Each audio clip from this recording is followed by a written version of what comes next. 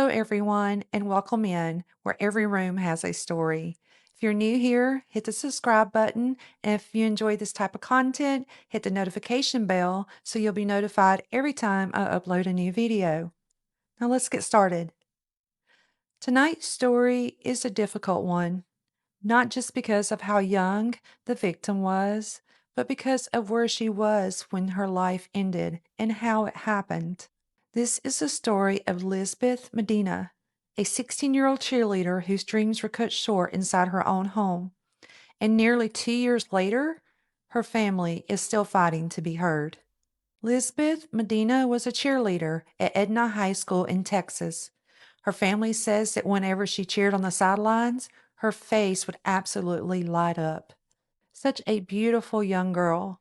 She dreamed of becoming a nurse. She talked about the future often. She made plans. Lizbeth was raised by her mother, Jacqueline Medina, who gave birth to her at just 16 years old. The two grew up together, and they were very close. Lizbeth was also deeply connected to her extended family. Her grandparents, aunts, cousins, uncles were a constant present in her life. Her aunt, Anna Medina, described her as focused, loving, responsible, and joyful. Lizbeth was not a reckless teenager. This was a young girl who had direction, who had dreams. Lizbeth and her mother originally lived in Nebraska, but about a year before her death, they moved to Edna, Texas, after Jacqueline accepted a new job in renewable energy.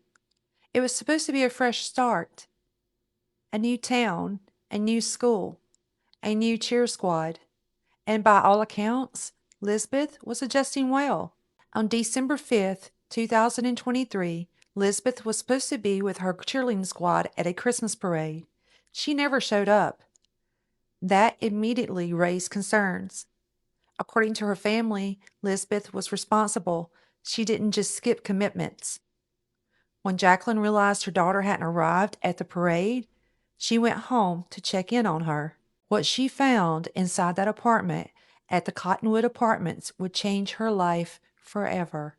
When Jacqueline entered the apartment, she found Lizbeth unresponsive in the bathtub. Her daughter was still in her pajamas, suggesting she had just been getting ready for school. Jacqueline called 911. Police arrived and pronounced Lizbeth deceased at the scene. She was just 16 years old. Investigators later confirmed that Lizbeth did not die accidentally. A preliminary autopsy revealed that Lizbeth had been stabbed and her death was ruled a homicide. This was a violent act committed against a teenage girl inside her own home, a place that should have been safe.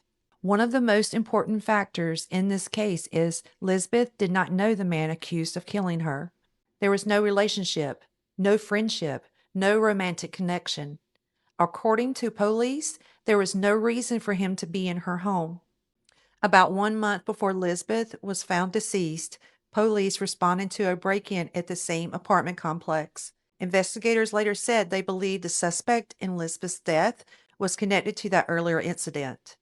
Then, the night before Lizbeth was found, surveillance cameras captured someone driving through the apartment complex in a silver car around 10 p.m. At that time, no one knew what it meant. By the next day, Lizbeth was gone. Authorities also say that after Lizbeth was found, the suspect allegedly took her phone. Police believe he used it to send messages to her friends, making it appear as though Lizbeth was still alive. For her family, this was another layer of cruelty on top of an already unimaginable loss. Police arrested Rafael Govia Romerio in connection with Lizbeth's death. He was charged with capital murder. At the time of the killing, authorities say Romero was undocumented and had an expired visa. For Lizbeth's family, the arrest brought some relief, but not peace. Lizbeth's family attempted to organize a candlelit vigil at her high school, but it was canceled due to concerns about safety while the suspect was still at large. They later set up a GoFundMe to help cover funeral and memorial expenses. Her aunt described Jacqueline as inconsolable, as any parent would be. Now let's talk about the plea deal. And this is really where the anger begins. As time passed, The case moved through the legal system. Eventually, prosecutors offered Ramiro a plea deal.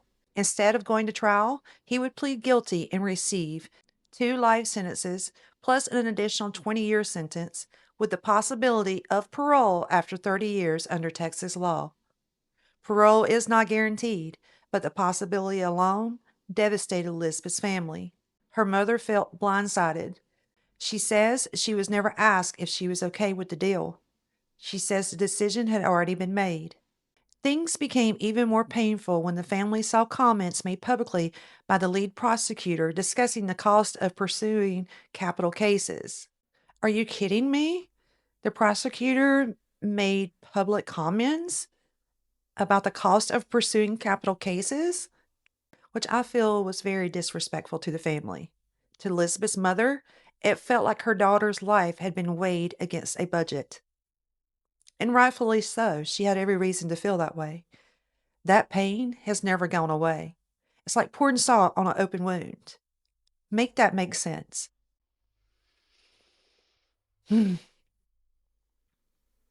Ultimately, Ramiro pleaded guilty. He will serve 2 life sentences for murder and aggravated robbery, plus 20 years for another charge. Under Texas law, he will be eligible for parole consideration after 30 years, though release is not guaranteed. Prosecutors later stated the plea deal had been discussed for months and confirmed with all parties, but for Lizbeth's family, the process left them feeling unheard. Lizbeth Medina should be an adult now. She should be thinking about college, about nursing school, about cheering on Fridays, and planning her future. Instead, her mother is left with memories in a quiet apartment where her daughter should still be. This story isn't just about a plea deal. It's about a teenage girl who never got the chance to grow up. This is so devastating.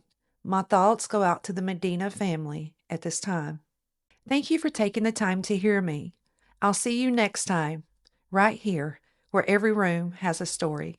I'm your host, Lisa, and until next time, stay safe, stay aware, and take care.